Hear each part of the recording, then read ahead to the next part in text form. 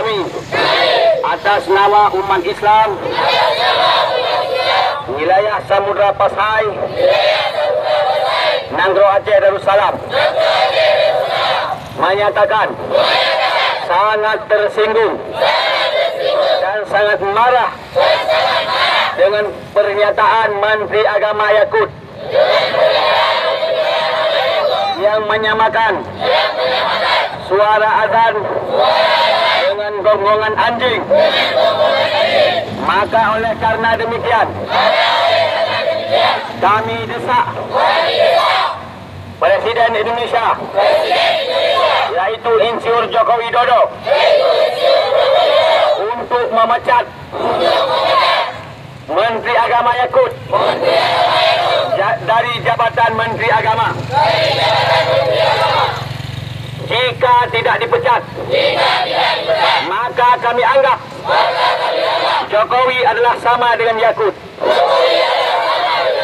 Yakut adalah musuh kami. Jokowi juga musuh kami. Jika Yakut tidak dipecat dari jabatan Menteri Agama.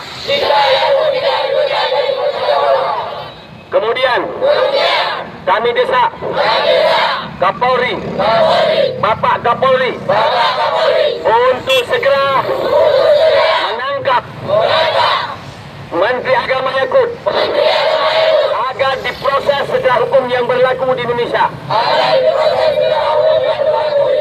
Karena Menteri Agama Yakut telah membuat kegaduhan di atas Republik ini dan juga telah menistakan Islam sehingga terjadi protes demi protes dari umat Islam yang menghabiskan biaya negara, merugikan rakyat.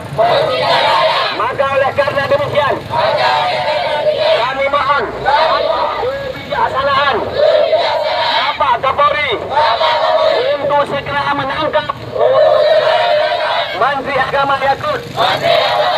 Jika tidak ditangkap, maka kami anggap rezim ini semuanya sama. Artinya semua mereka mendukung menistakan Islam dan mereka adalah penista Islam.